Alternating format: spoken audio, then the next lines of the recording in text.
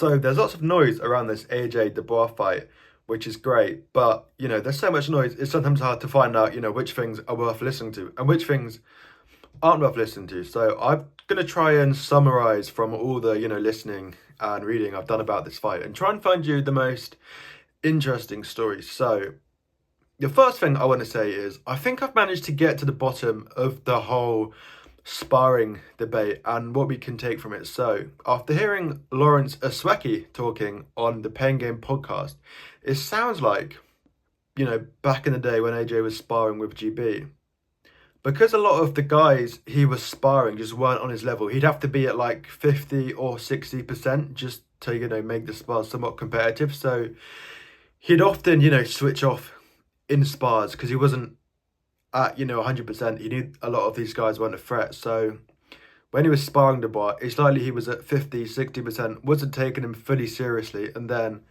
Dubois hit him with a big shot and it rocked Joshua, made his legs go shaky. And from what Anthony Fowler was saying, it sounded like Dubois could have put another shot on after and knocked him out, but he decided not to out of respect for AJ.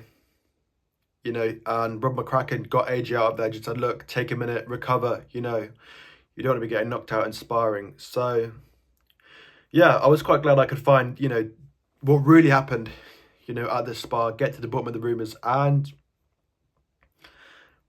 it might give Dubois a little edge, knowing that he can hurt AJ, but all in all, I don't think we need to think about it too much. It was 7 years ago. It was a spar. I remember Dave Allen as well, he was talking about the fact that when he was sparring with AJ, he wasn't as hurt as he was against, like, a Dubois. And he said, when he was talking to Rob McCracken, AJ's old trainer, he said that AJ in small gloves and on fight night is just a different animal. I think the next bit of information I consumed that was most interesting was on Sky Sports Boxing with his old trainer, Shane McGuigan.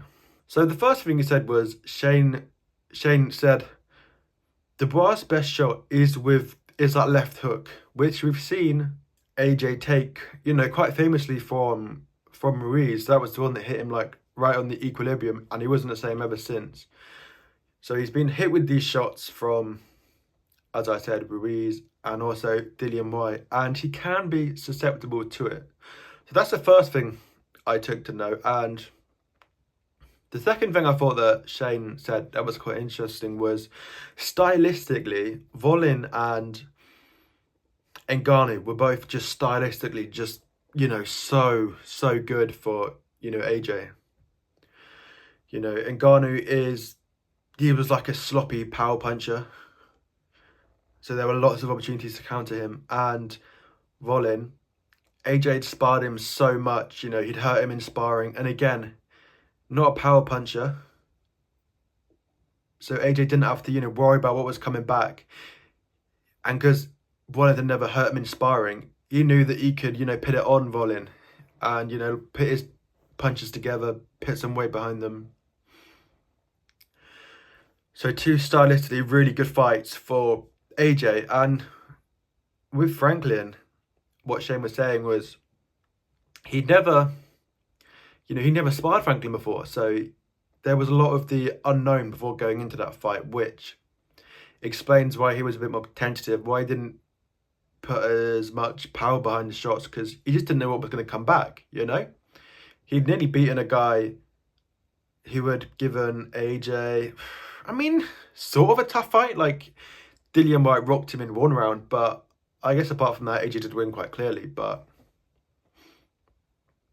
so that was just quite interesting when you look at, like, everyone always said styles makes fights, but he really explained why styles do make fights. So, as much as everyone is saying AJ is back, he has had two fights, not easy fights, but just stylistically correct for him. And yeah, I thought at the time, like, Franklin was quite decent. I was quite surprised he hasn't been in there with any other big names, just so we can get a sort of sense as to where he's at.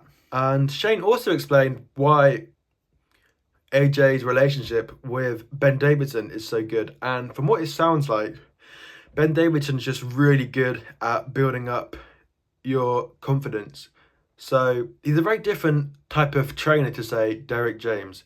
Derek James, he's a very hard worker. He'll put you in tough spars where, you're going to get hit. You're going to have to be worried about what's coming back. You're going to be training very hard. But with Ben Davidson, he's very good at building confidence. So he's not gonna give you spars where you're necessarily gonna get hurt. You know, he's making sure that AJ is using his best attributes, which is combination power punches. And in order for you to be a good power puncher, you need good confidence that when you hit, it's going to have an impact. So it sounds like Ben Davidson's good at, when you spar, AJ has success building confidence. He's not putting him in with spars which are stylistically not good for the fight, or spars where he's going to get injured, just because for AJ, that confidence is so important. I mean, Derek James's style clearly works, right? He has a great horde of successful fighters, but, different fighters have different needs. And for AJ, I think the confidence with Ben Davidson is working really well. And I think all the videotape footage as well, it must be really good for confidence, because you almost go into the fight having, like an analytical, like, option list of all the things that could happen. And again, that's just going to build great confidence, going in there believing what is going to happen. Patrick Bamford from, Leeds United, the football club, he was saying a similar thing with Bielsa. Like, some of these top sports coaches, like, they could literally, like, predict what was going to happen in the games. I remember Patrick Bamford said, like, Bielsa said, oh no, the game is going to go this way. And, like, the game always went exactly as he said. So that was just more of a clarity as to why Ben Davidson is such a good coach for AJ. Always hear that there's a good pairing, but it's nice to hear it in more detail. Like, what is it about Ben Davidson that's such a good match for AJ? And obviously, going back to Dubois, we talked about the left hook being a really important shot for him. And also, I've talked about this before, but his jab is monstrous. Johnny Fisher said it feels like an electric shock going through your body. Dave Allen said it's one of the hardest punches he's ever been hit with. So, I mean, all the experts are saying, it's about who's going to establish the jab first will be a big thing in this fight. Because, I mean, both fighters have got good jabs. They're both fairly similar. They both have fairly similar styles, which is why it's going to make for a good fight. They're both combination power punchers. Obviously, AJ a bit more of a counter puncher as well. But all in all, the fight is looking like it's going to give fireworks.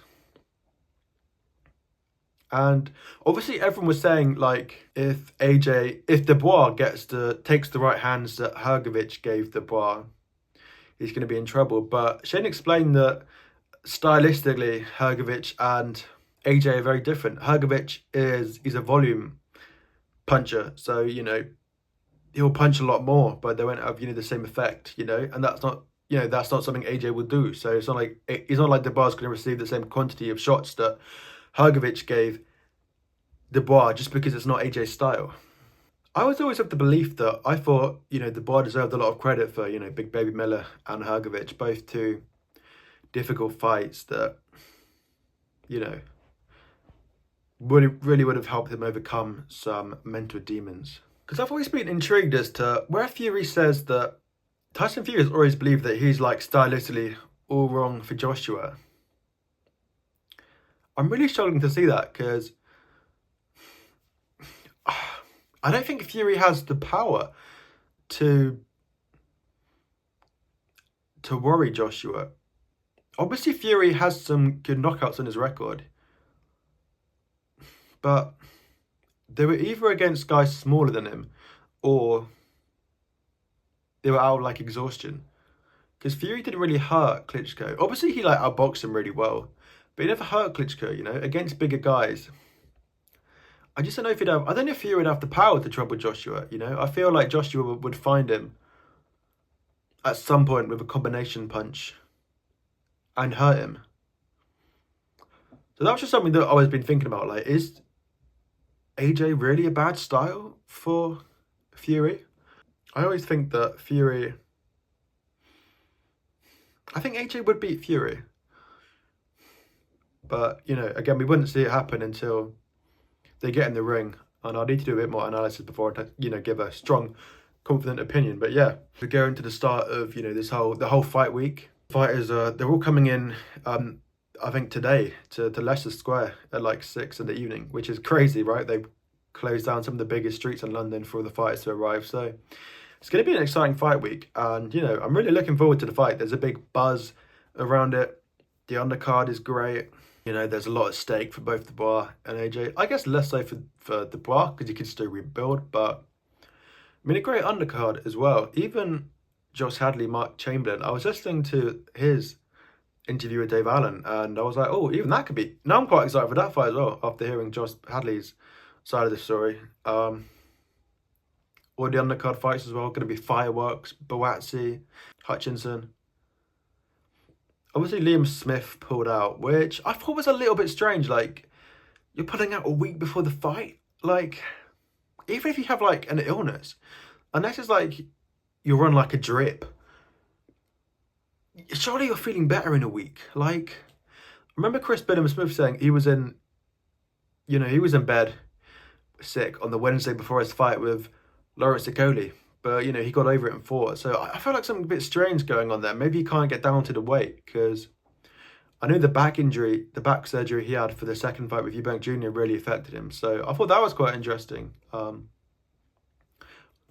Obviously, Ismail Davis has stepped in. And I think Kakachi Warrington is no longer for a belt. I think the governing body just deemed that Warrington, you know, wasn't quite on a level for a title contender, which, I mean, a little bit harsh, you know, to pull it out so late, but can kind of see where they're coming from. But yeah, all in all, should be a very exciting fight week. Obviously, I'll keep you up to date. And yeah, they were the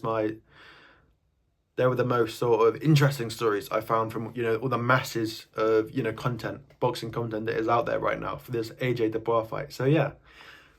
Leave your thoughts and prediction in the comments down below. Like and subscribe if you enjoyed the video. Thanks for watching. Goodbye.